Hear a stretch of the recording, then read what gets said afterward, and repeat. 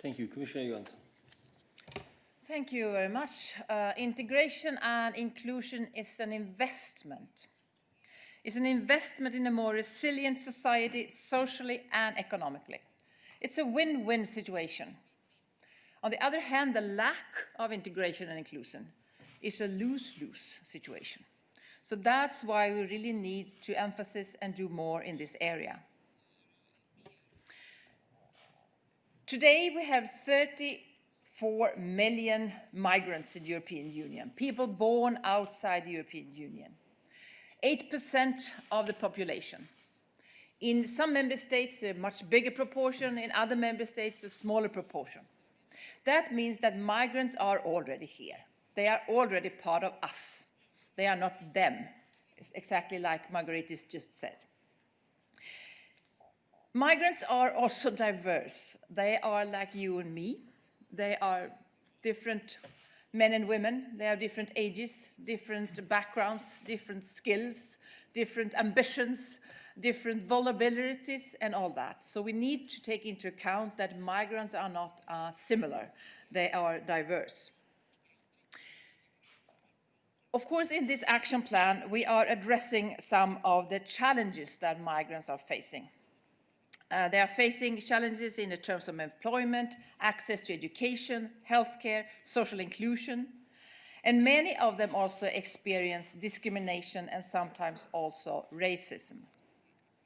It could still be an obstacle to have a family name that is not common in the country you live in. But having said this, I would like to emphasize that I think that one of the worst mistakes that we often do is that we underestimate the strength, the power, the ambition, the skill, the energy that migrants have. And this is the most common story that I hear from migrants themselves, how they are being smaller, being made smaller than they are, and they are not being able to participate and deliver and contribute to society and a labor market in the way they could. So I think this is important to address. Integration is not done from Brussels, of course. You are not being integrated into the European Union as such. You're always being integrated into a local community, that where you feel welcome, that where you are being active together with your neighborhood, that where you will have a job, that where you be part of the local football team or whatever. So this is, of course, important that we include and help the local level. So what we can do and what we are proposing in our action plan is how the European Union and the Commission can support by proposing, coordinating and funding, not at least, integration and inclusive actions. We have in this action plan 60 actions in 4 areas: employment, education, health and housing.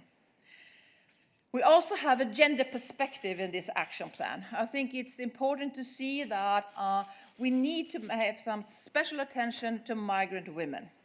Just give you one example. Migrant women have a much lower employment rate than migrant men and also women born in the European Union. But those that have a job are very often overqualified for their jobs. That means we are not recognizing the skills of migrant women. I think it's also important when we, for example, offer language courses to make sure that that could be combined with childcare, or, as an example from the country I know best, where you have meetings called Swedish with Baby, for mothers that are still breastfeeding their babies, meeting together with Swedish mothers and train languages. I think you need to be creative in ways to make sure that you address the needs of women. I think that the labor market is the most important part. To be able to go to work, to earn your own money, to be independent. I think that's part of being a proud adult. And that's part of having proud children. To see your mother and your father go to work every day. So this is the most important. We are proposing that we should work with social and economic partners to promote a multi-stakeholder approach on labor market integration, to support employers through exchange and peer-to-peer learning, to provide support for inclusive entrepreneurship under InvestEU for women and men including migrant entrepreneurs, and foster inclusive mentoring schemes, and facilitate assessment and validation of skills. The importance of companies seeing the possibilities on hiring people with different backgrounds cannot be overestimated.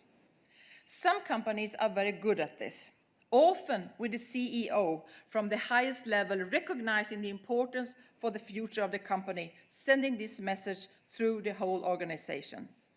Therefore, I think it's important to help more employers and CEOs to actually go through this path. On education, we want to improve participation and achievement by a new toolkit with practical guidance on inclusion in early childhood education to be published in the beginning of next year. By targeted support for teachers to develop competences for dealing with cultural, religious, and linguistic diversity in the classrooms under the Erasmus Teacher Academies. To work with member states to further develop comprehensive and accessible language learning programs, and to promote exchange between member states on providing complementary bridging courses for migrants, and faster and more efficient recognition of qualifications. We will use the Erasmus Plus program to recognize qualifications of refugees by credential evaluations, specifically trained to do that. Health is also a very an area that's very actual right now, of course, and migrants are confronted with specific barriers to accessing healthcare service, including administrative hurdles, fears linked to uncertainties about the duration of their stay, discrimination, lack of information, and linguistic and intercultural obstacles. Migrant women face additional challenges as they tend to have lower proficiency in the host country language, weaker social networks, and greater responsibilities for childcare and family. We are proposing that we should fund dedicated projects under the Asylum, Migration and Integration Fund, that we should support and promote exchange between member states on prevention and health promotion programs, specifically targeting migrants. And in the housing area, we want to work together with member states to promote non-segregated, adequate and affordable housing, including social housing. And to promote mutual learning between member states, cities, villages and regions on fighting discrimination on the housing market and reducing residential segregation. And to promote models of autonomous housing rather than collective housing for asylum applicants, especially families, and disseminate and scale up successful innovative models of inclusive and affordable housing for beneficiaries of international protections.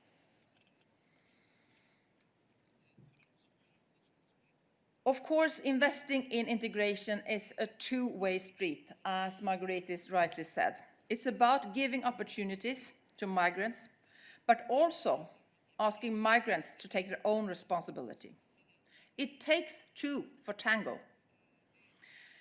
Expectations must go both ways. Everyone have rights, and everyone have obligations. Inclusive integration comes quickest when someone feels part of the society they live in. There are already uncountable many examples of migrants contributing to their societies, and I think it's important that we recognize this. This action plan is realistic, based on continuous listening, feedback, improvement, and assessment. We have had a lot of consultations in preparing this action plan. That also includes an expert group on migration and a group of migrants who have expert views on their lived experience. So I think the most important message here, integration and inclusive is not rocket science. It's extremely important. If we fail, it's a lose-lose situation. If we manage, it's a win-win situation. But it's not that difficult. We can do it together with member states and local communities. Thank you.